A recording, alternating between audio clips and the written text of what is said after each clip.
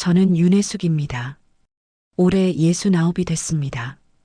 은퇴한 뒤로는 동네 장학재단을 맡아 아이들 밥 챙기고 장학금 심사하는 게 하루 일과가 됐습니다. 바쁘게 살다 보면 시간이 빨리 간다고들 하지만 저에게는 멈춰버린 시간이 하나 있었습니다. 바로 6해 전 제 아들 민재를 잃은 그날이었습니다. 그 이후로 저는 아들을 잃은 슬픔 속에서 그저 하루하루를 견디며 살아왔습니다. 그런데 그날 모든 게 바뀌었습니다. 재단 일을 마치고 집으로 돌아가는 길이었습니다. 평소처럼 남촌시장을 지나가고 있었는데 골목 안쪽에서 반죽 치는 소리가 들려왔습니다. 탁, 탁, 탁. 규칙적이면서도 어딘가 서글픈 그 소리가 제 발걸음을 멈추게 했습니다. 고개를 돌려보니 허름한 좌판 하나가 보였습니다. 달떡 2,000원이라고 손글씨로 쓴 종이 팻말이 바람에 살랑거리고 있었고 그 앞에 마른 여자 한 명이 서 있었습니다. 여자의 옆에는 아이 둘이 쪼그려 앉아 있었습니다. 큰아이는 7살쯤 돼 보였고 작은 아이는 4~5살쯤 됐을까요? 두 아이 모두 얼굴이 창백했고 옷은 계절에 맞지 않게 얇았습니다. 무심코 지나치려던 순간 여자가 고개를 돌렸습니다. 옆 얼굴이 햇빛에 드러났습니다. 그 순간 제 심장이 멎는 것 같았습니다. 최아린. 6해 전 제 아들 민재의 장례식장에서 갑자기 사라진 그 며느리였습니다. 6해 전 그날을 떠올렸습니다. 민재가 공장 사고로 죽었습니다. 장례를 치르던 날 아리는 조문객들 사이에서 사라졌습니다. 아무 말도 없이 흔적도 없이 사라져버렸습니다. 그리고 사람들이 수군거리기 시작했습니다. 재단 돈 8천만 원이 없어졌대요. 며느리가 현금 들고 남자랑 달아났대요. 원래 그런 여자였나 봐요. 저도 그 말을 믿었습니다. 아니, 믿고 싶었는지도 모릅니다. 아들을 잃은 슬픔이 너무 커서 그 슬픔을 감당할 수가 없어서 누군가를 원망하고 싶었던 걸지도 모릅니다. 그래서 저는 아린의 사진을 전부 지웠습니다. 그 이름조차 입에 담지 않으려 했습니다. 돈 때문에 도망친 며느리라는 이야기를 그대로 받아들였습니다. 그런데 지금 6해 만에 제 눈앞에 나타난 아리는 완전히 다른 모습이었습니다. 불에 그을린 주방 장갑을 끼고 있었고 손등에는 화상 자국이 여러 개 보였습니다. 옷은 낡았고 머리카락은 무성했으며 눈가에는 지친 기색이 가득했습니다. 아이들의 손은 반죽가루보다 더 하얗게 말라 있었습니다. 큰아이가 가볍게 기침을 했습니다. 쿨럭, 쿨럭. 마른 기침이었습니다. 제 가슴 어딘가가 천천히 무너져 내리는 기분이었습니다. 정말 저 사람이 8천만 원을 들고 도망친 걸까요? 저렇게 힘들게 시장 골목에서 떡을 팔면서 아이들을 키우고 있는 사람이 정말 거액의 돈을 들고 달아난 사람일까요? 순간 지난 6해 동안 제가 믿어왔던 모든 것들이 흔들리기 시작했습니다. 집으로 돌아온 저는 재단 창고 문을 열었습니다. 먼지 냄새가 코끝을 스쳤습니다. 구석에 쌓여있던 작은 박스 하나를 꺼냈습니다. 민재의 물건들이 든 박스였습니다. 지난 6해 동안 차마 정리하지 못하고 가끔씩 꺼내 들여다보곤 했던 그 박스를 다시 열었습니다. 안전관리팀장에서 공장장으로 옮길 때 정리했던 수첩 한 권, 현장 사진 몇 장, 그리고 메모 한 장이 들어 있었습니다. 메모에는 민재의 필체로 이렇게 적혀 있었습니다. 후크 브레이크 교체 지연, 결제 보류자 윤성우. 성우는 제 조카입니다. 민재의 사촌이자 우리 장학재단의 이사였습니다. 민재는 이 메모를 남긴 지 열흘 뒤에 공장 크레인 사고로 죽었습니다. 당시 공식 결론은 작업자 부주의로 인한 사고였습니다. 너무 빠르고 너무 말끔한 결론이었습니다. 그리고 그 직후 아리는 돈을 들고 가출한 며느리가 되었습니다. 저는 메모 위에 손을 올렸습니다. 종이가 바스락거렸습니다. 6해 동안 제가 믿어왔던 이야기가 서서히 삐걱거리기 시작했습니다. 뭔가 크게 잘못됐다는 예감이 가슴 깊은 곳에서 피어올랐습니다. 혹시 제가 모르는 진실이 있었던 걸까요? 혹시 아리는 정말 억울한 사람이었던 걸까요? 다음 날 아침, 저는 재단 사무실 문을 열고 들어갔습니다. 오래된 나무 책상 위에 쌓인 서류 더미를 치우고 가장 아래쪽에 있던 오래된 장부를 꺼냈습니다. 민재 장례를 치르던 때의 회계 기록이었습니다. 먼지가 날렸고 종이에서는 묵은 냄새가 났습니다. 6해 동안 한 번도 펼쳐보지 않았던 장부였습니다. 한 장 한 장 조심스럽게 넘기다가 손이 멈췄습니다. 민재 장례 전날 날짜, 긴급 구호금 8천만 원이 현금으로 인출되어 있었습니다. 결제란에는 제 도장이 찍혀 있었습니다. 아니, 정확히 말하면 제 도장을 흉내낸 자국이었습니다. 도장이 아니라 초록색 사인펜으로 그린 흔적이었습니다. 획이 미세하게 흔들렸고 선의 굵기가 일정하지 않았습니다. 저는 항상 검은색 볼펜을 씁니다. 초록색 사인펜은 쓴 적이 없습니다. 그리고 무엇보다 저는 그날 그 결제를 한 적이 없었습니다. 민재 장례 준비로 정신이 없던 시기였고 재단 사무실에 나가지도 못했던 때였습니다. 그런데 어떻게 제 도장이 찍힐 수 있었을까요? 기록을 더 살펴봤습니다. 담당 회계 직원 이름은 박수진. 이 사람은 그로부터 이틀 뒤 민재 장례식 다음 날 갑자기 사표를 내고 사라졌습니다. 전화도 받지 않고 연락도 두절됐습니다. 당시에는 민재를 잃은 슬픔이 너무 커서 회계 직원 한 명이 그만두는 일에 신경 쓸 여력이 없었습니다. 그냥 대충 넘어갔던 일이었습니다.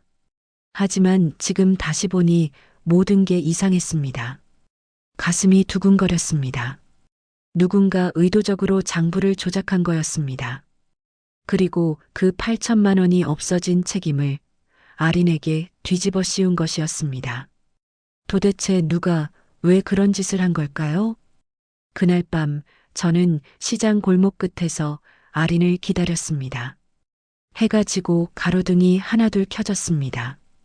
좌판을 정리하고 아이들 손을 잡고 걸어가는 아린의 뒷모습이 보였습니다. 6해 만에 다시 보는 며느리의 뒷모습은 너무나 초라하고 힘들어 보였습니다. 저는 조심스럽게 다가가 불렀습니다. 아리나, 아린이 화들짝 놀라 뒤돌아봤습니다. 얼굴이 하얗게 질렸습니다. 6해 만에 듣는 제 목소리에 놀란 것 같았습니다. 어머님, 떨리는 목소리였습니다. 두려움이 가득한 목소리였습니다. 이리 와. 국밥이나 한 그릇 먹자. 애들도 배고프겠다. 저는 아린의 팔을 잡았습니다. 아린은 처음엔 도망치려 했습니다. 고개를 저으며 뒤로 물러섰습니다. 어머님, 저는 하지만 큰아이가 제 손을 잡아 끌었습니다. 할머니, 작은 목소리였지만 간절함이 담겨 있었습니다. 아이의 손은 얼음처럼 차가웠습니다. 결국 저희는 골목 안쪽 작은 국밥집으로 들어갔습니다. 김이 모락모락 나는 국그릇이 놓였습니다. 아이들은 허겁지겁 국물을 떠먹기 시작했습니다. 얼마나 배가 고팠을까요? 그 모습을 보는 제 가슴이 미어졌습니다. 아리는 국그릇을 앞에 두고도 숟가락을 들지 못했습니다. 그저 떨리는 손으로 물컵을 잡고 있을 뿐이었습니다. 아리나, 그날 무슨 일이 있었던 거야? 저는 조심스럽게 물었습니다. 아린의 눈에서 눈물이 주르르 흘러내렸습니다. 어머님 저는 정말 목이 메어 말을 잇지 못했습니다. 한참을 울던 아린이 천천히 말을 이어갔습니다. 그날 밤늦게 집에 돌아왔어요. 장례식장에서 하루 종일 조문객들을 맞이하고 아이들 데리고 집에 왔는데요. 아린의 손이 떨렸습니다. 현관 문틈에 두꺼운 봉투가 있었어요. 봉투. 제가 되물었습니다. 네, 열어보니 돈다발이 가득했어요. 그리고 쪽지가 하나 들어 있었어요. 아린의 목소리가 더 작아졌습니다. 아이들이 위험해질 수 있다. 그게 전부였어요. 딱 그 한 줄만 써 있었어요. 저는 숨을 죽이고 들었습니다. 그래서 저는 그냥 너무 무서웠어요. 민재 오빠가 갑자기 사고로 돌아가시고 장례식장 분위기도 이상했어요. 사람들이 저를 보는 눈빛이 차가웠어요. 뭔가 수군거리는 것 같았고요. 그런 상황에서 그런 쪽지까지 받으니까 아이들이 정말 위험해질 것 같았어요. 아린이 고개를 들어 저를 바라봤습니다. 돈은 만지지도 못했어요. 정말이에요, 어머님. 그냥 아이들 손만 잡고 그날 밤집을 나왔어요. 짐도 제대로 못 챙기고요. 친구 집, 모텔, 찜질방 떠돌다가 여기 시장에 자리를 잡았어요. 사람들 눈에 띄지 않으려고 그저 숨어서 살았어요. 아이들이랑 살아남으려고. 그 봉투 아직 가지고 있니? 저는 떨리는 목소리로 물었습니다. 내 버릴 수도 없고 경찰에 가져다 줄 용기도 없어서요. 그냥 상자에 넣어서 이불장 깊숙이 숨겨뒀어요. 한 번도 열어보지 않았어요. 저는 국그릇을 내려놓았습니다. 이제 확신이 들었습니다. 아린은 피해자였습니다. 누군가 아린을 쫓아낸 것이었습니다. 그리고 제 도장을 위조해 돈을 빼돌리고 그 책임을 아린에게 뒤집어 씌운 것이었습니다. 도대체 누가 왜 그런 짓을 한 걸까요? 하나씩 퍼즐이 맞춰지기 시작했습니다. 그리고 그 퍼즐의 중심에는 제가 믿고 싶지 않은 이름이 떠올랐습니다. 다음 날 아침 일찍 저는 민재가 남긴 수첩을 가방에 넣고 공장으로 향했습니다. 오랜만에 찾는 공장이었습니다. 6해 전 민재가 사고로 죽은 그곳. 그 이후로 저는 한 번도 이곳을 찾지 못했습니다. 너무 아팠으니까요. 경비실을 지나 본관 건물로 들어갔습니다. 익숙한 복도를 따라 걸었습니다. 민재가 걸었을 이 복도를 이제 제가 혼자 걷고 있습니다. 복도 끝 뒤편에 있는 보관창고 문을 열었습니다. 삐그덕 오래된 철문이 낡은 소리를 냈습니다. 안에서는 먼지 냄새와 기름 냄새가 섞여 코를 찔렀습니다. 보정기록 파일이 쌓여 있는 서랍을 열었습니다. 민재가 안전관리팀장으로 일하던 시절, 그리고 공장장으로 옮긴 직후의 기록들이 빼곡히 들어 있었습니다. 한 장 한 장 조심스럽게 넘기며 크레인 사무기 관련 서류를 찾았습니다. 손끝이 떨렸습니다. 드디어 찾았습니다. 후크 브레이크 교체 요청서였습니다. 민재의 필체로 빼곡히 적혀 있었습니다. 첫 번째 요청서, 접수일 2019년 2월 12일. 요청 내용 크레인 사무기 후크 브레이크 마모 심각, 즉시 교체 필요. 결제 결과 반려. 반려 사유 예산 부족, 다음 분기로 이관 결제자 윤성우. 두 번째 요청서, 접수일 2019년 2월 28일. 요청 내용 크레인 사무기 브레이크 상태 악화, 안전사고 우려. 결제 결과 반려. 반려 사유 우선순위 재조정 필요. 결제자 윤성우. 세 번째 요청서. 접수일 2019년 3월 5일. 요청 내용 긴급 교체 요청. 작업 중단 고려 중. 결제 결과 반려. 반려 사유 다음 분기 재검토. 결제자 윤성우. 민재는 3번이나 교체를 요청했습니다. 점점 더 절박한 어조로 요청했습니다. 하지만 성우는 매번 반려했습니다. 그리고 그로부터 열흘 뒤인 3월 15일 크레인 사무기의 후크 브레이크가 작동 중 고장났습니다. 민재는 그 아래에서 자재 배치 작업을 지시하고 있었습니다. 2톤짜리 철골이 떨어졌고 민재는 그 자리에서 숨졌습니다. 손이 떨렸습니다.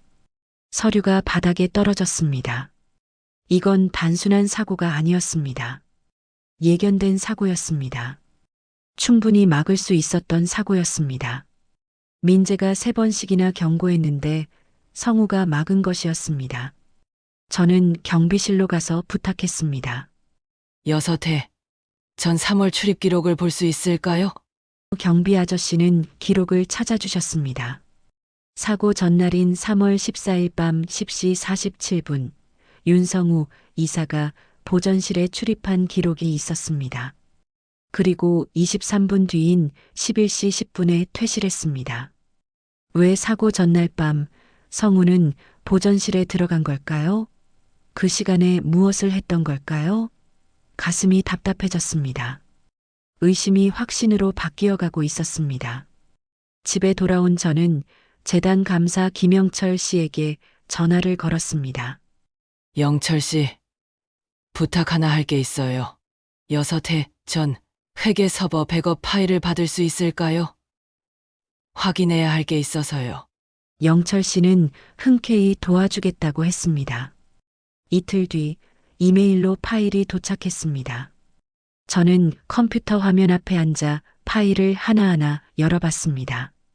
컴퓨터는 서툴지만 이건 꼭 확인해야 했습니다. 장부의 현금 인출 전표 파일을 찾았습니다. 파일 위에서 마우스 오른쪽 버튼을 누르고 속성을 확인했습니다. 최초 생성일 2019년 3월 14일 오후 3시 22분. 수정일 2019년 3월 16일 오전 9시 15분. 민재 장례식 당일 오전이었습니다. 수정 계정은 윤성우의 아이디였습니다. 손이 차가워졌습니다. 온몸에 소름이 돋았습니다. 성우가 모든 걸 조작한 거였습니다. 브레이크 교체를 3번이나 막고 사고를 방치하고 장례 당일 장부를 몰래 수정하고 아린에게 돈을 들고 도망치라는 협박 쪽지를 보내 쫓아낸 것이었습니다. 도대체 왜 그런 짓을 한 걸까요? 제가 그렇게 아껴주고 키운 조카가 어떻게 제 아들을 죽음으로 몰고 갈 수 있었을까요? 저는 떨리는 손으로 전화기를 들었습니다. 여보세요. 윤영환 변호사님이신가요? 급하게 상담받고 싶은 건이 있어서요. 내일 오전에 뵐 수 있을까요? 아주 중요한 일입니다. 그날 저녁 8시쯤 아린에게서 전화가 왔습니다. 어머님, 목소리가 심하게 떨리고 있었습니다. 숨소리도 거칠었습니다. 뭔가 큰일이 생긴 게 분명했습니다. 아리나, 무슨 일이야? 진정하고 천천히 말해봐. 저는 최대한 차분한 목소리로 말했습니다. 하지만 제 심장은 빠르게 뛰고 있었습니다. 조금 전에 성우 이사님이 다녀가셨어요. 그 말에 제 심장이 철렁 내려앉았습니다. 뭐라고? 성우가 내 아이들이 놀고 있을 때 갑자기 오셨어요. 웃으면서 오셨어요. 아린의 목소리는 점점 더 떨렸습니다. 애들 앞에서 웃으면서 말했어요. 형수님, 고생 많았지? 정말 힘들었죠? 이제 그만 여기서 떠나세요. 조용히 떠나면 지난 일은 다 덮을게요. 돈도 더 드릴 수 있어요. 아이들 앞으로 통장도 만들어드리고요. 라고 했어요. 그래서 제 목소리도 떨리기 시작했습니다. 저는 아무 말도 못했어요. 그냥 무서웠어요. 그런데 제가 대답을 안 하니까 아린이 흐느끼기 시작했습니다. 큰애 머리를 쓰다듬으면서 말했어요. 이 예쁜 아이들이 다칠 수도 있는데 엄마가 잘 선택해야지. 라고요. 분노가 치밀어 올랐습니다. 어떻게 아이들을 협박할 수가 있을까요? 게다가 민재의 아이들을, 제 손주들을 협박하다니요. 아리나, 지금 어디야? 집에 있어요. 문 잠그고 불 다 끄고 숨어 있어요. 애들이 무서워해요. 작은 애는 계속 울고 저는 어떻게 해야 할지 모르겠어요. 아무 데도 가지 말고 거기 있어. 내가 지금 바로 조치할 테니까. 저는 즉시 윤영환 변호사에게 전화를 걸었습니다. 영환 씨, 지금 당장 부탁이 있어요. 제 며느리와 손주들이 위험해요. 지금 즉시 안전한 곳으로 옮겨주세요. 제가 모든 비용 부담할게요. 윤영한 변호사는 사태의 심각성을 바로 이해했습니다. 알겠습니다. 이사님. 지금 바로 직원 보내겠습니다. 연락처 알려주세요. 1시간 뒤 아린과 아이들은 변호사 사무실 직원의 안내를 받아 안전한 보호시설로 이동했습니다. 아린에게서 문자가 왔습니다. 어머님, 도착했어요. 감사합니다. 어머님이 아니었으면 문자를 읽는데 눈물이 났습니다. 다음 날 아침 저는 윤영한 변호사와 함께 경찰서를 찾아갔습니다. 형사님, 6 재전 아들 죽음과 관련한 사건 재수사를 요청하고 싶습니다. 제 며느리가 살던 집 주변 CCTV 영상을 확인할 수 있을까요? 담당 형사는 고개를 끄덕였습니다. 사건 개요를 먼저 설명해 주시겠습니까? 저는 지난 며칠간 확인한 모든 것을 설명했습니다. 민재의 메모, 브레이크 교체 반려 기록, 조작된 장부, 서버로그, 그리고 아린이 받은 협박 쪽지에 대해서요. 형사는 심각한 표정으로 듣더니 말했습니다. 충분히 수사할 만한 사안입니다. CCTV 영상 확인하여 연락드리겠습니다. 이틀 뒤 경찰에서 연락이 왔습니다. 민재와 아린이 살던 아파트 단지 CCTV 영상을 확보했다고 했습니다. 저는 윤영한 변호사와 함께 경찰서로 향했습니다. 어두운 조사실에서 모니터 화면을 켰습니다. 2019년 3월 14일 민재 장례 전날 밤의 영상이었습니다. 아파트동 입구를 비추는 카메라였습니다. 화면 속 시각이 밤 11시 28분을 가리킬 때 한 사람이 나타났습니다. 모자를 깊게 눌러 쓴 남자였습니다. 남자는 주변을 살피며 조심스럽게 걸어왔습니다. 긴장한 듯 어깨가 움츠러들어 있었습니다. 그리고 민재네 동 현관으로 들어갔습니다. 엘리베이터를 타지 않고 계단으로 올라가는 모습이 보였습니다. 7분 뒤 남자가 다시 나타났습니다. 손에 들고 있던 두꺼운 봉투가 사라져 있었습니다. 남자는 빠른 걸음으로 아파트를 빠져나갔습니다. 그리고 그 순간 가로등 불빛 아래로 남자의 걸음걸이가 선명하게 드러났습니다. 왼쪽 다리를 살짝 끄는 그 특유의 걸음걸이. 제 가슴이 철렁 내려앉았습니다. 성우였습니다. 제가 손수 키운 조카, 무릎 수술 후 석 달간 재활을 함께했던 그 아이가 며느리의 집, 문틈에 협박 쪽지와 돈을 놓고 간 것이었습니다. 이 영상, 다른 각도 카메라도 있습니까? 윤영한 변호사가 물었습니다. 네. 주차장 카메라와 후문 카메라 영상도 있습니다. 형사가 다른 파일을 열었습니다. 주차장 카메라에는 성우의 차량이 찍혀 있었습니다. 번호판이 선명하게 보였습니다. 11시 21분에 들어와서 11시 37분에 나갔습니다. 정확히 16분. 아파트에 들어가서 봉투를 놓고 나오기에 충분한 시간이었습니다. 이 부분들 전부 캡처해 주시겠습니까? 저는 떨리는 목소리로 부탁했습니다. 형사는 여러 장면을 캡처해 출력해 주었습니다.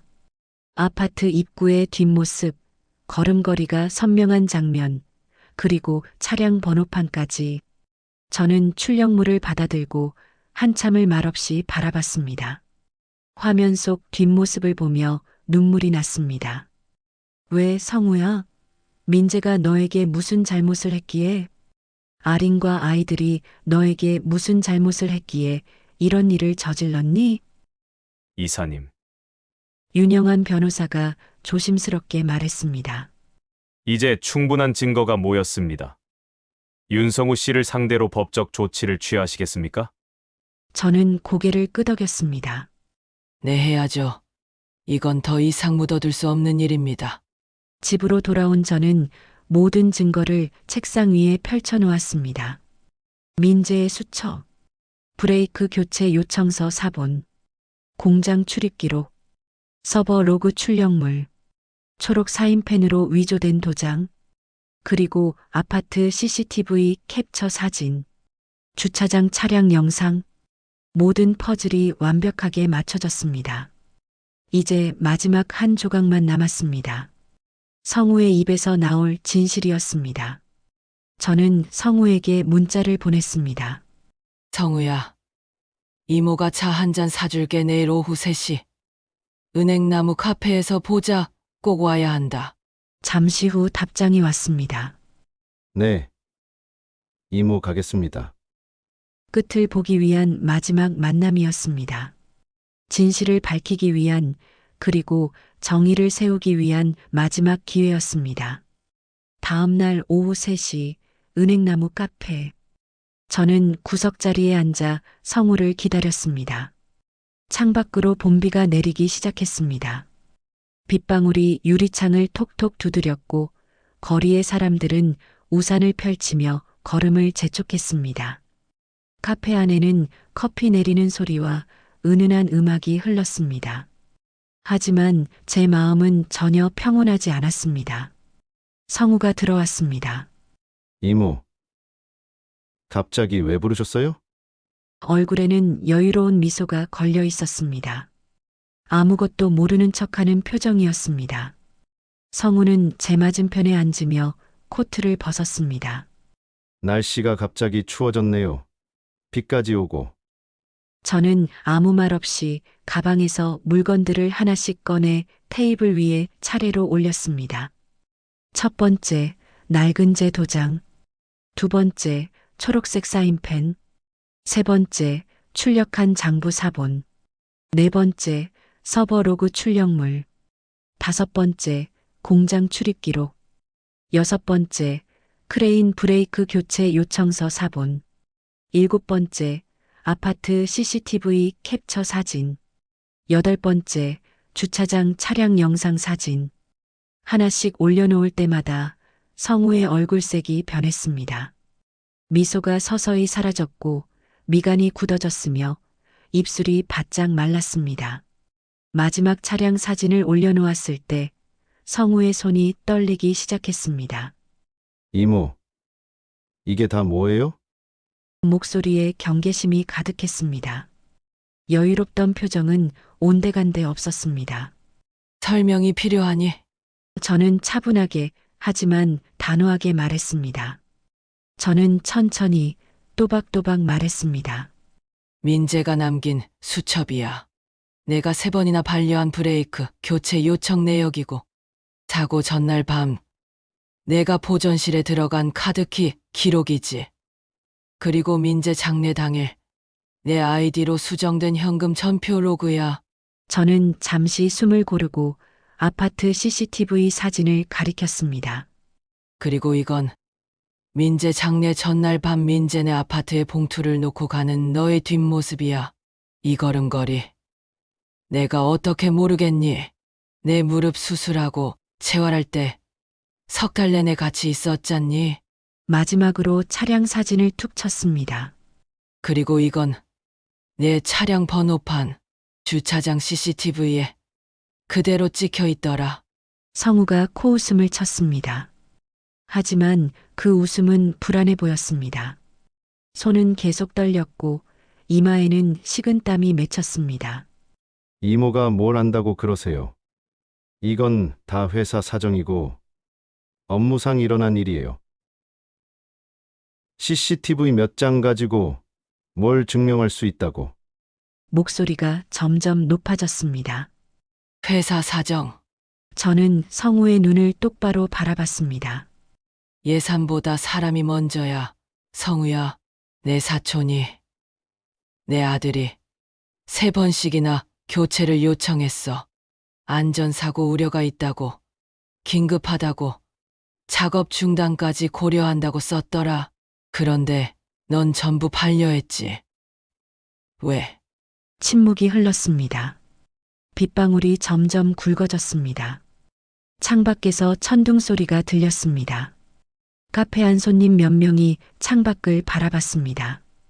하지만 저희 테이블에는 무거운 정적만 감돌았습니다.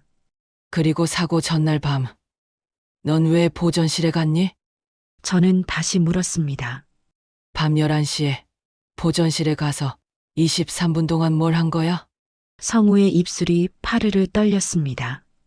대답이 없었습니다. 저는 재킷 안쪽 포켓에서 작은 녹음기를 꺼냈습니다. 테이블 위에 탁 하고 올렸습니다. 빨간 불이 켜져 있었습니다. 이미 녹음이 시작된 상태였습니다. 지금부터 제대로 이야기하자. 내 입으로 직접. 저는 차분하게 말했습니다. 이모는 진실이 듣고 싶어. 왜 민재를 그렇게 만든 거야? 왜 아린이를 쫓아낸 거야? 왜 아무 죄 없는 손주들을 협박한 거야? 처음 몇 분간은 아무 소리도 없었습니다. 녹음기에서 희미한 잡음과 빗소리만 들렸습니다. 성우는 애써 웃으려 했습니다. 하지만 그 웃음은 금세 무너졌습니다. 이모, 녹음기가 진실을 만들어주는 건 아니잖아요. 목소리가 떨렸습니다. 자신감은 온데간데 없었습니다. 저는 고개를 천천히 저었습니다. 진실은 이미 내가 만든 균열에서 새어나오고 있어. 내가 할 일은 그걸 확인하는 것뿐이야. 넌 이미 너무 많은 흔적을 남겼어. 성우야, 너무 많이. 저는 질문을 시작했습니다. 짧게, 그리고 침묵을 길게 두었습니다. 사고 전날 밤 10시 47분. 보전실 카드키 기록이 찍혔어. 왜 그 시간에 거기 간 거야? 성우는 대답하지 않았습니다. 시선을 피했습니다. 손으로 커피잔을 만지작거렸지만 한 모금도 마시지 못했습니다. 민재 장례 전날 밤 11시 28분. 민재네 아파트 동입구에 들어가는 사람, 그게 너지. 성우의 손이 테이블 위에서 떨렸습니다. 커피잔이 덜컹거렸습니다. 잔 안에 커피가 출렁였습니다. 초록 사인펜으로 이모 도장을 흉내낸 사람, 그것도 너지. 빗소리가 점점 거세졌습니다. 창밖으로 번개가 번쩍였고 이어서 천둥 소리가 크게 울렸습니다. 성우의 어깨가 서서히 내려앉았습니다. 오래 버티던 댐이 무너지듯 그의 표정이 무너졌습니다. 그리고 드디어 입을 열었습니다. 민재 형이 목소리가 갈라졌습니다. 저를 자르려고 했어요. 형이 이사회에 직접 보고했어요. 안전 투자를 2배로 늘려야 한다고. 그 예산을 접대비와 인건비에서 가져와야 한다고요. 그러면서 제 실적이 부족하다고, 이사 자격이 안 된다고 했어요. 제가 회사 돈을 낭비한다고까지 말했어요. 성우의 눈이 붉어졌습니다. 저는 아직 자리를 못 잡았어요. 아버지 사업이 실패하고 집안이 기울고 빚쟁이들이 집에 찾아오고 성우의 목소리가 떨렸습니다. 어머니는 병원비가 필요하고 동생은 대학 등록금이 밀렸고 겨우 이모 덕분에 재단 이사 자리를 얻었는데 형이 절 자르려고 한 거예요. 저를 길거리에 내몰려고 한 거예요. 그래서 브레이크 교체를 막은 거야? 제 목소리는 차갑게 식어 있었습니다. 그게 민재를 죽일 이유가 되니? 버틸 줄 알았어요. 성우가 목소리를 높였습니다. 주변 손님들이 힐끗 쳐다봤습니다. 성우는 황급히 목소리를 낮췄습니다. 임시로 버틸 줄 알았다고요. 예산이 정말 부족했어요. 다음 분기까지만 딱 3달만 기다리면 됐어요. 사고까지 날 줄은 정말 몰랐어요. 진짜로요. 저는 조용히 하지만 단호하게 물었습니다. 사고 전날 밤 보전실엔 왜 간 거야? 성우의 얼굴이 하얗게 변했습니다. 한참 동안 아무 말도 하지 못했습니다. 입술이 바르르 떨렸습니다. 그리고 작은 목소리로 말했습니다. 브레이크 상태를 확인하러 갔어요. 형이 3번씩이나 교체를 요청했으니까 혹시 정말 위험한 건 아닌가 싶어서 무서워서 갔어요. 그래서 저는 숨을 죽이고 기다렸습니다. 가슴이 두근거렸습니다. 브레이크가 성우의 목소리가 점점 작아졌습니다. 거의 다 닳아 있었어요. 금이 여러 개가 있었고, 녹도 쓸어 있었고, 언제 끊어져도 이상하지 않을 상태였어요. 성우가 고개를 떨어뜨렸습니다. 저는 무서웠어요. 너무 무서웠어요. 그래서 다음 날 아침 출근해서 바로 교체 승인하려고 했어요. 정말이에요. 아침에 제일 먼저 하려고 했어요. 하지만 다음 날 아침 사고가 났지. 제가 차갑게 말했습니다. 내가 확인하고도 그날 밤 아무 조치도 취하지 않은 사이에 작업 중단 명령도 내리지 않았지. 긴급 수리 요청도 하지 않았지. 성우는 고개를 떨어뜨린 채 대답하지 못했습니다. 눈물이 뚝뚝 떨어졌습니다. 테이블 위에 눈물 자국이 생겼습니다. 봉투는 왜 가져다 놓은 거야? 저는 다시 물었습니다. 가장 중요한 질문이었습니다. 성우가 고개를 들었습니다. 눈물 자국이 얼굴을 타고 흘러내리고 있었습니다. 형이 죽고 모든 게 제 잘못 같았어요.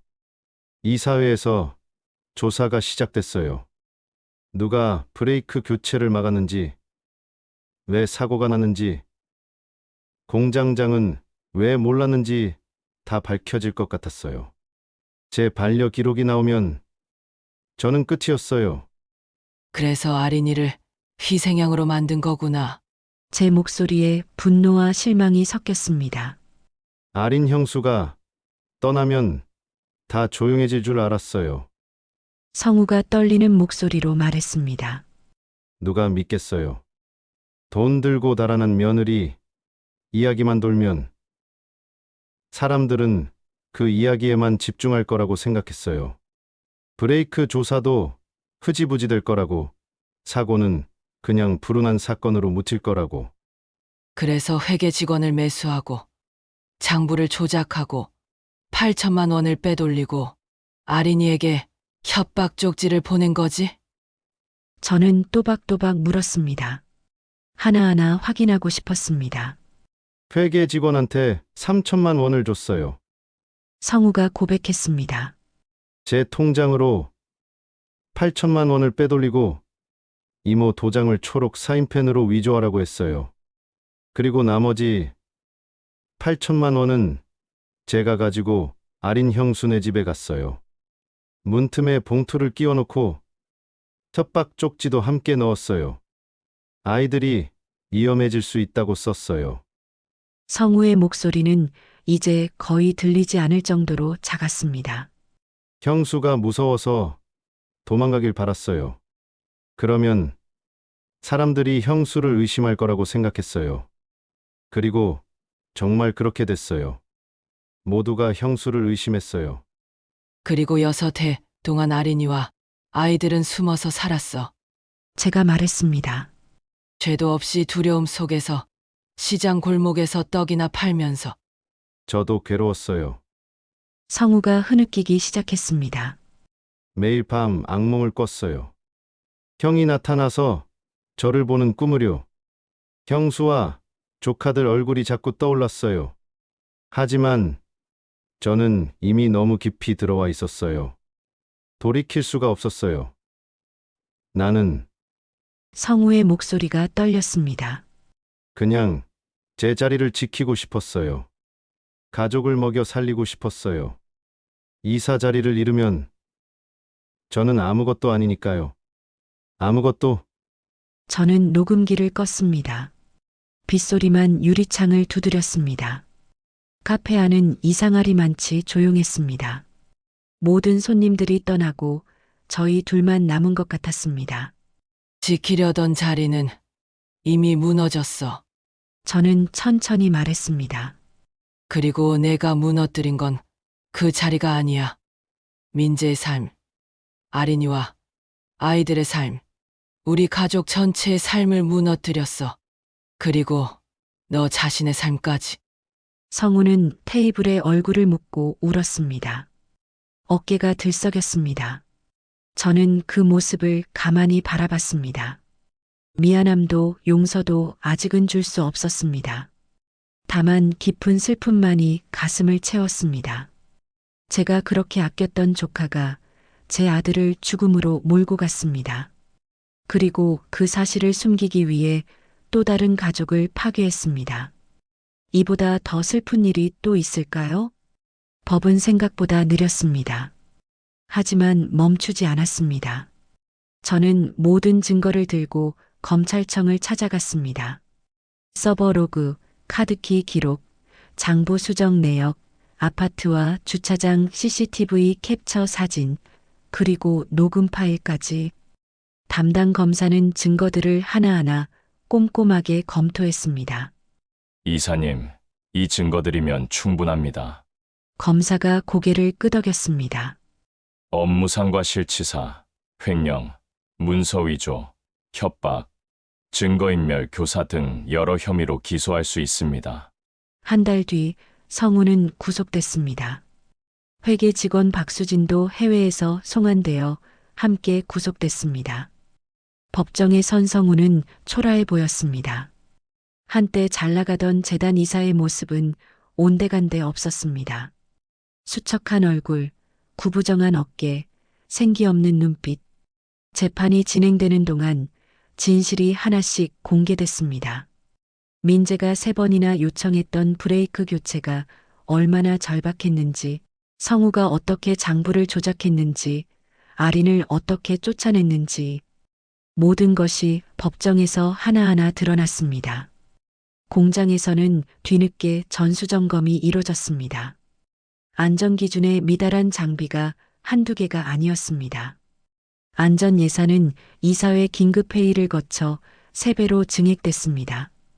민재가 그렇게 원했던 변화가 그의 죽음 이후에야 6해가 지나서야 이뤄진 것이었습니다. 재판이 끝나고 성우는 징역 10년을 선고받았습니다. 회계 직원 박수진은 징역 5년을 선고받았습니다. 법정을 나서는 성우가 저를 바라봤습니다. 미안하다는 말도 용서해달라는 말도 하지 않았습니다. 다만 고개만 깊이 숙였습니다. 저도 아무 말 하지 않았습니다. 할 수 있는 말이 없었습니다. 법정 밖은 이상하리만치 화창했습니다. 봄 햇살이 눈부셨고 법원 앞 벚꽃나무에서는 분홍빛 꽃잎이 흩날렸습니다. 저는 차에 타지 않고 한참을 서 있었습니다. 정의는 세워졌지만 민재는 돌아오지 않았습니다. 성우가 어떤 형을 받든 잃어버린 시간은 돌아오지 않았습니다. 그저 깊은 허무함만이 가슴에 남았습니다.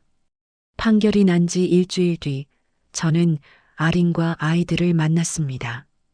보호시설에서 나온 지 얼마 안 된 터였습니다. 아린의 얼굴에는 6해 만에 처음으로 편안한 표정이 떠올라 있었습니다. 아이들도 조금 살이 오른 것 같았습니다. 어머님, 정말 감사합니다. 아린이 제 손을 잡았습니다. 어머님 아니었으면 저희는 평생 숨어서 살았을 거예요. 아린의 눈에 눈물이 고였습니다. 6해 동안 하루도 편하게 잔 적이 없었어요.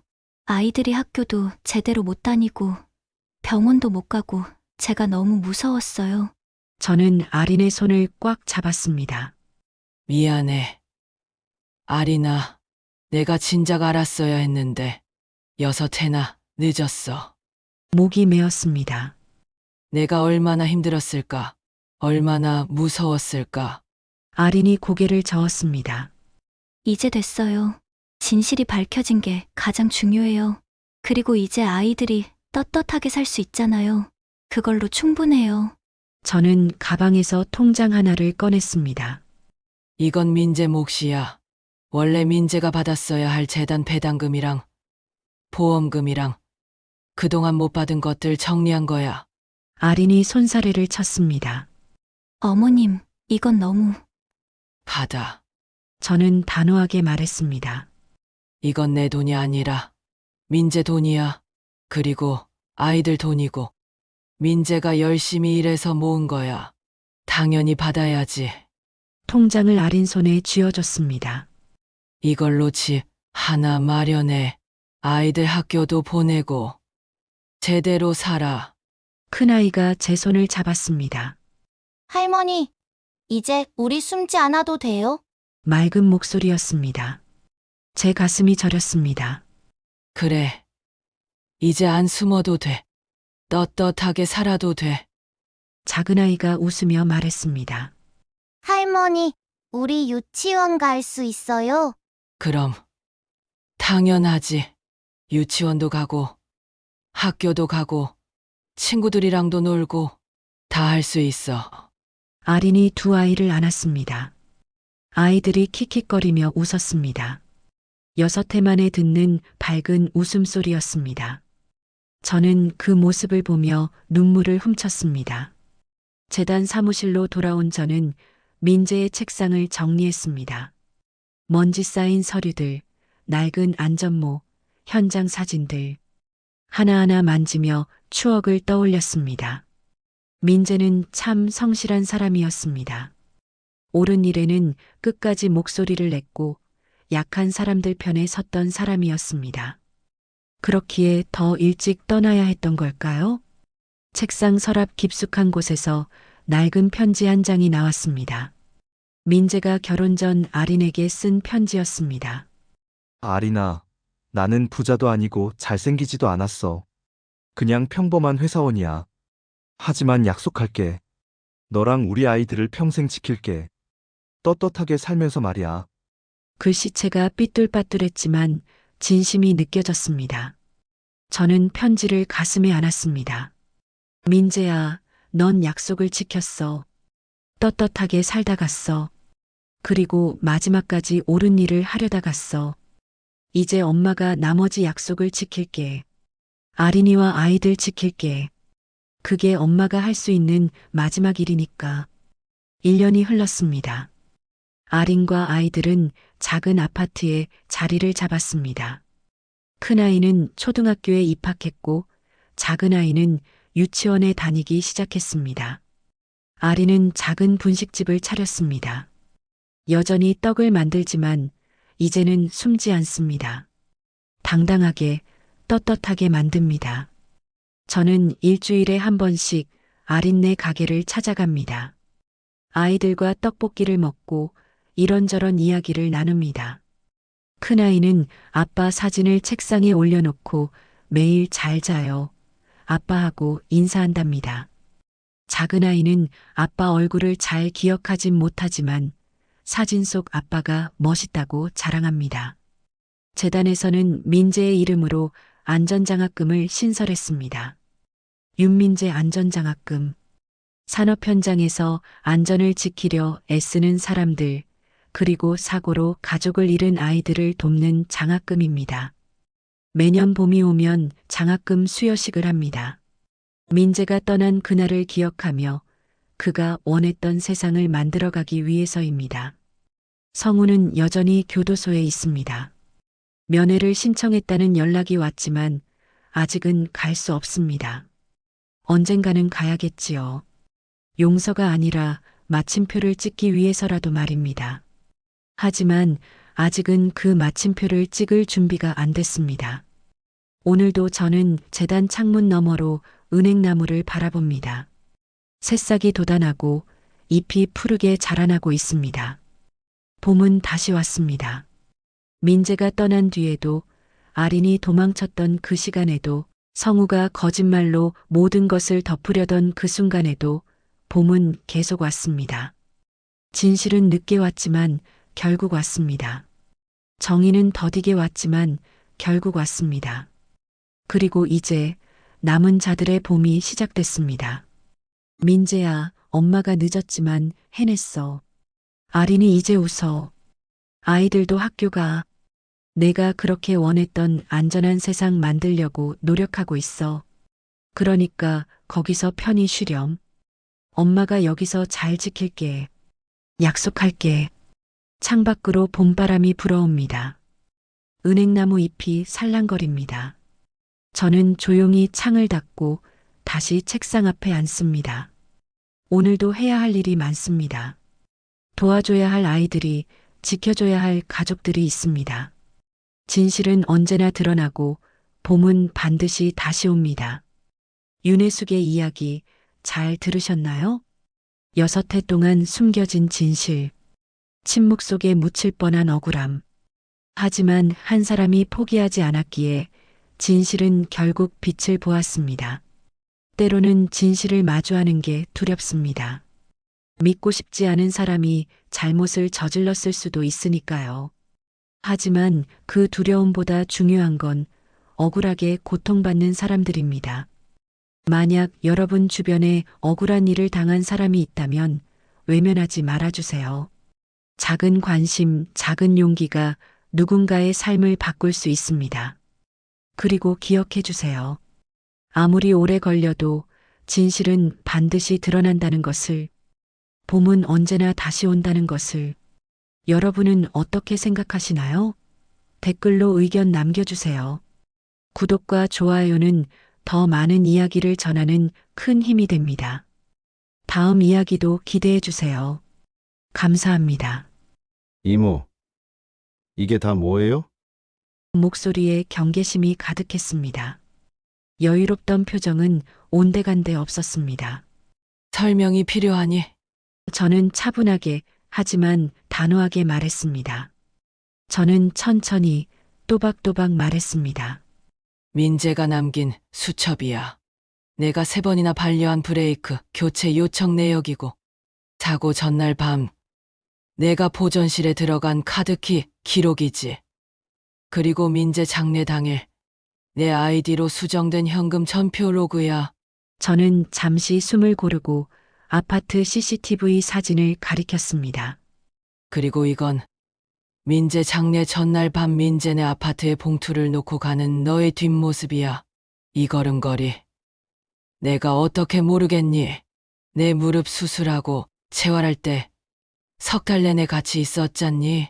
마지막으로 차량 사진을 툭 쳤습니다.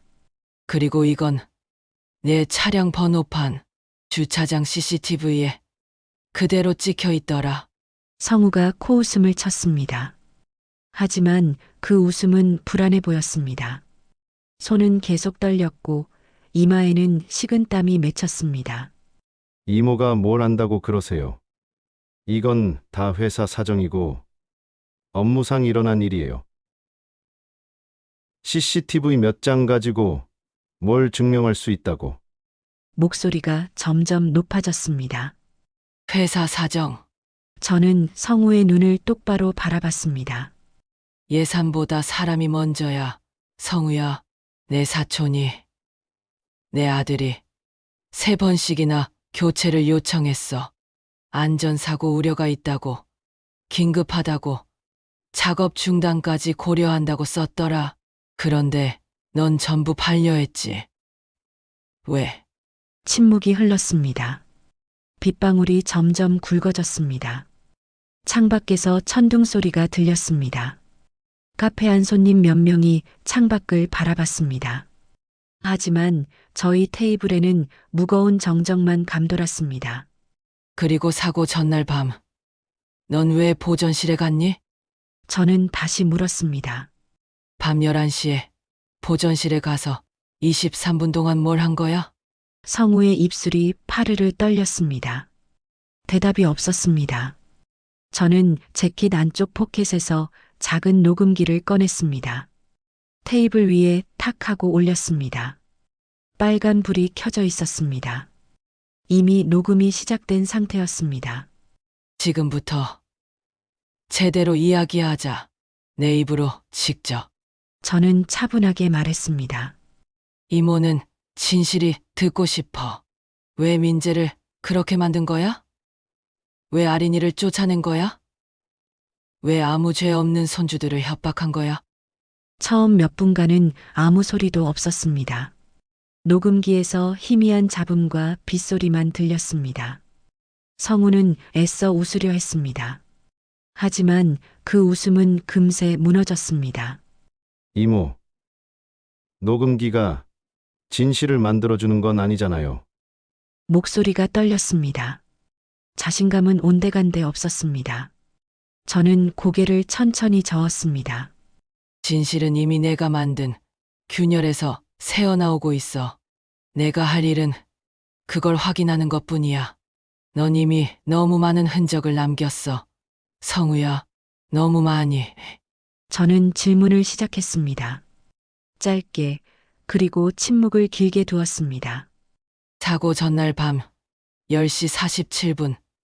보전실 카드키 기록이 찍혔어. 왜 그 시간에 거기 간 거야? 성우는 대답하지 않았습니다. 시선을 피했습니다.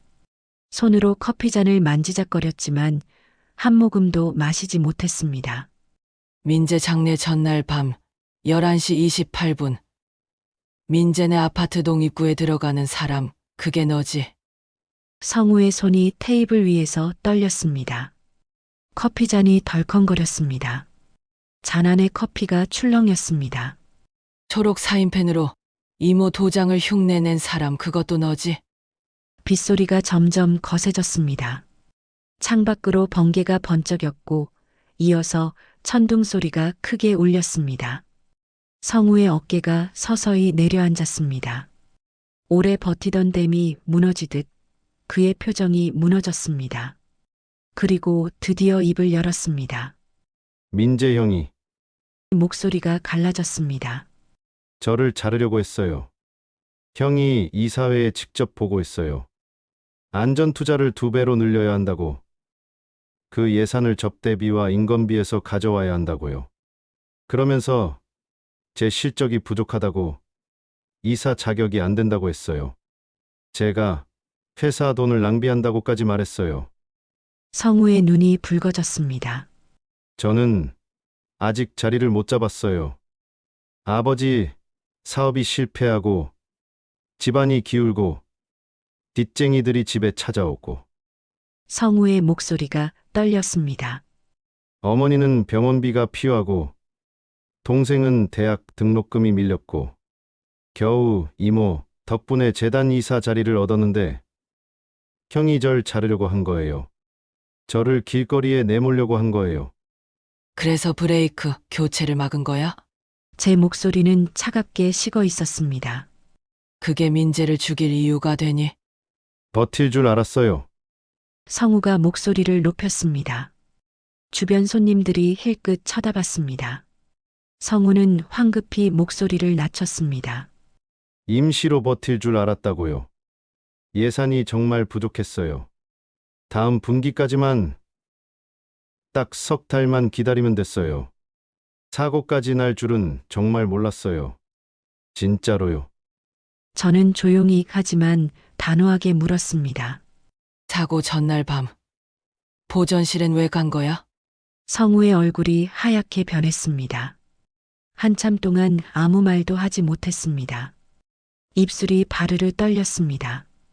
그리고 작은 목소리로 말했습니다. 브레이크 상태를 확인하러 갔어요. 형이 3번씩이나 교체를 요청했으니까 혹시 정말 위험한 건 아닌가 싶어서 무서워서 갔어요. 그래서 저는 숨을 죽이고 기다렸습니다. 가슴이 두근거렸습니다.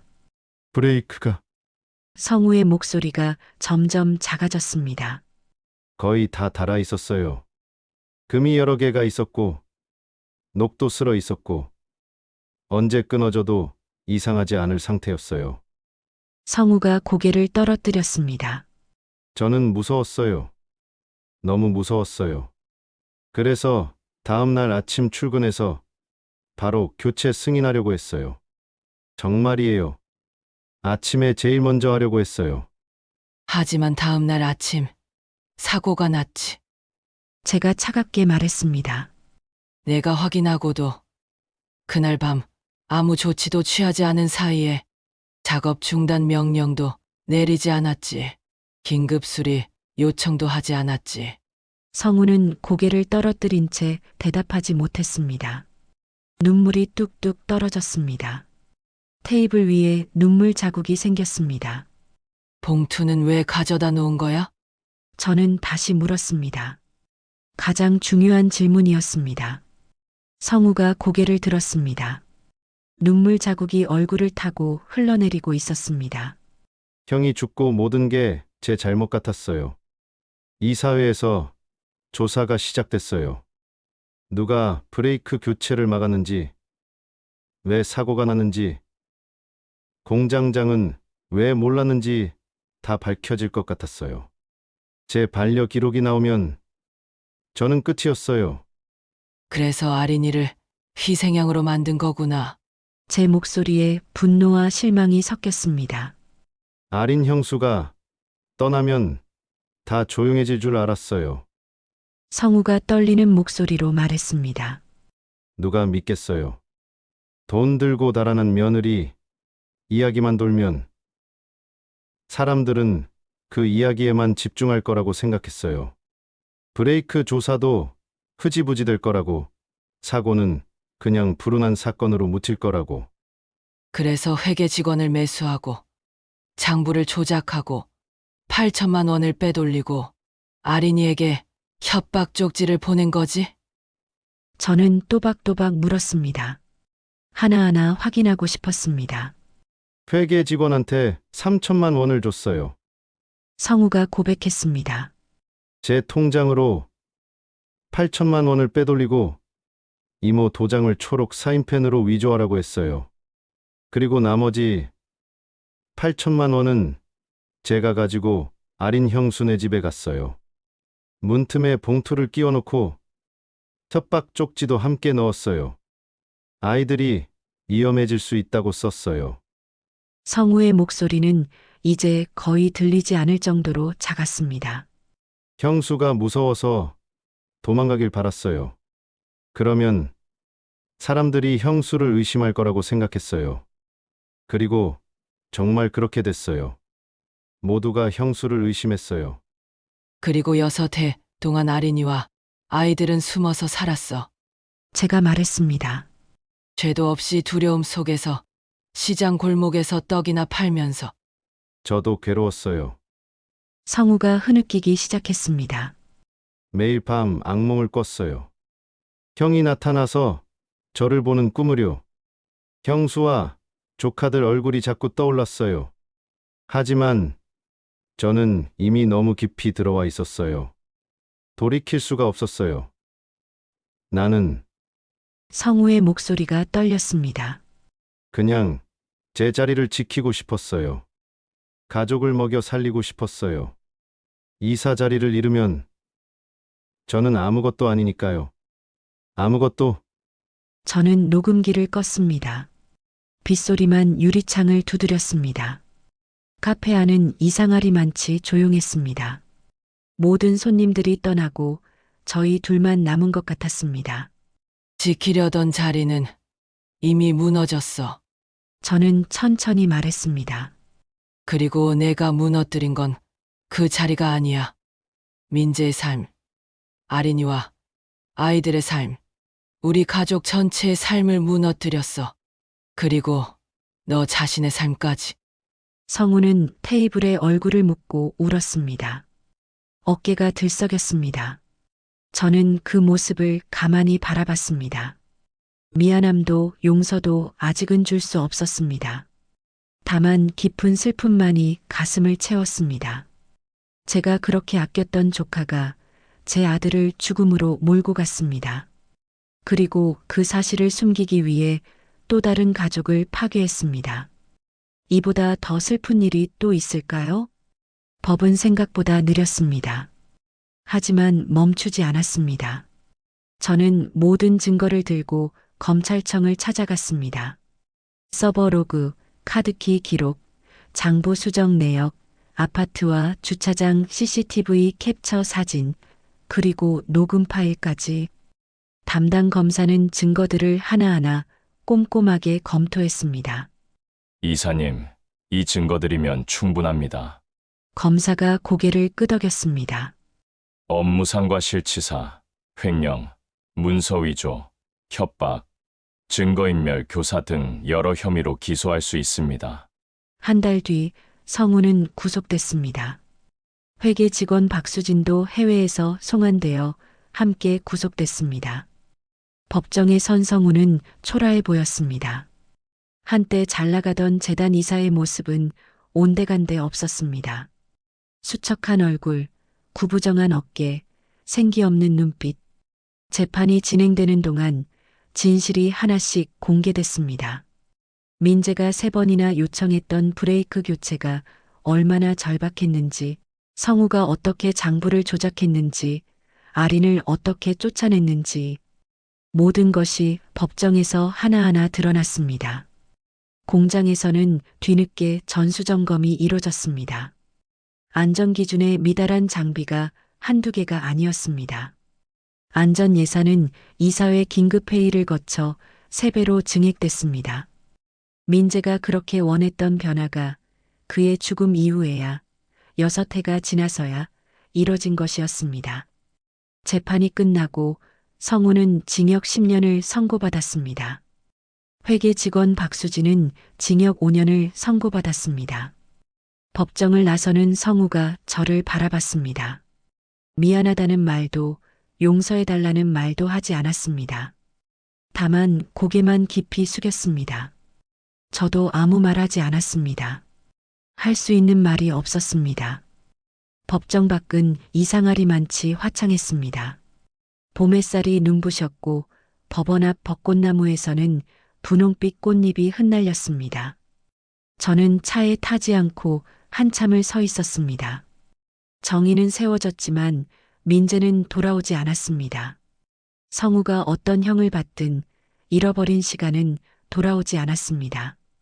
그저 깊은 허무함만이 가슴에 남았습니다. 판결이 난 지 일주일 뒤 저는 아린과 아이들을 만났습니다.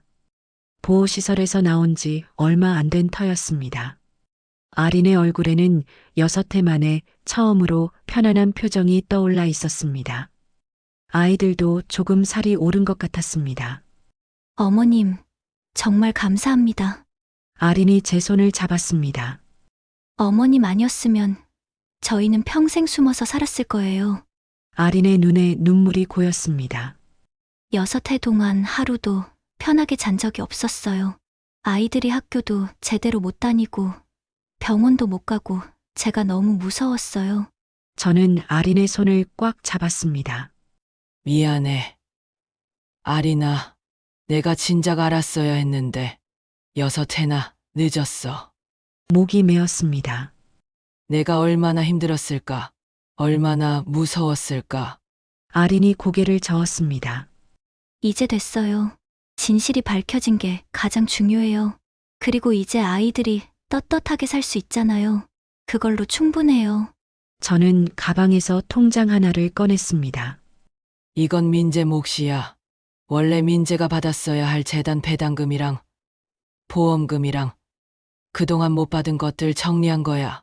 아린이 손사래를 쳤습니다. 어머님, 이건 너무... 받아. 저는 단호하게 말했습니다. 이건 내 돈이 아니라 민재 돈이야. 그리고 아이들 돈이고 민재가 열심히 일해서 모은 거야. 당연히 받아야지. 통장을 아린 손에 쥐어줬습니다. 이걸로 집 하나 마련해. 아이들 학교도 보내고 제대로 살아. 큰아이가 제 손을 잡았습니다. 할머니, 이제 우리 숨지 않아도 돼요? 맑은 목소리였습니다. 제 가슴이 저렸습니다. 그래. 이제 안 숨어도 돼. 떳떳하게 살아도 돼. 작은아이가 웃으며 말했습니다. 할머니, 우리 유치원 갈 수 있어요? 그럼. 당연하지. 유치원도 가고 학교도 가고 친구들이랑도 놀고 다 할 수 있어. 아린이 2 아이를 안았습니다. 아이들이 킥킥거리며 웃었습니다. 6해 만에 듣는 밝은 웃음소리였습니다. 저는 그 모습을 보며 눈물을 훔쳤습니다. 재단 사무실로 돌아온 저는 민재의 책상을 정리했습니다. 먼지 쌓인 서류들, 낡은 안전모, 현장 사진들. 하나하나 만지며 추억을 떠올렸습니다. 민재는 참 성실한 사람이었습니다. 옳은 일에는 끝까지 목소리를 냈고 약한 사람들 편에 섰던 사람이었습니다. 그렇기에 더 일찍 떠나야 했던 걸까요? 책상 서랍 깊숙한 곳에서 낡은 편지 한 장이 나왔습니다. 민재가 결혼 전 아린에게 쓴 편지였습니다. 아린아, 나는 부자도 아니고 잘생기지도 않았어. 그냥 평범한 회사원이야. 하지만 약속할게. 너랑 우리 아이들을 평생 지킬게. 떳떳하게 살면서 말이야. 글씨체가 삐뚤빠뚤했지만 진심이 느껴졌습니다. 저는 편지를 가슴에 안았습니다. 민재야, 넌 약속을 지켰어. 떳떳하게 살다 갔어. 그리고 마지막까지 옳은 일을 하려다 갔어. 이제 엄마가 나머지 약속을 지킬게. 아린이와 아이들 지킬게. 그게 엄마가 할 수 있는 마지막 일이니까. 1년이 흘렀습니다. 아린과 아이들은 작은 아파트에 자리를 잡았습니다. 큰아이는 초등학교에 입학했고 작은아이는 유치원에 다니기 시작했습니다. 아린은 작은 분식집을 차렸습니다. 여전히 떡을 만들지만 이제는 숨지 않습니다. 당당하게, 떳떳하게 만듭니다. 저는 일주일에 한 번씩 아린네 가게를 찾아갑니다. 아이들과 떡볶이를 먹고 이런저런 이야기를 나눕니다. 큰아이는 아빠 사진을 책상에 올려놓고 매일 잘 자요. 아빠하고 인사한답니다. 작은아이는 아빠 얼굴을 잘 기억하진 못하지만 사진 속 아빠가 멋있다고 자랑합니다. 재단에서는 민재의 이름으로 안전장학금을 신설했습니다. 윤민재 안전장학금. 산업 현장에서 안전을 지키려 애쓰는 사람들, 그리고 사고로 가족을 잃은 아이들을 돕는 장학금입니다. 매년 봄이 오면 장학금 수여식을 합니다. 민재가 떠난 그날을 기억하며 그가 원했던 세상을 만들어가기 위해서입니다. 성우는 여전히 교도소에 있습니다. 면회를 신청했다는 연락이 왔지만 아직은 갈 수 없습니다. 언젠가는 가야겠지요. 용서가 아니라 마침표를 찍기 위해서라도 말입니다.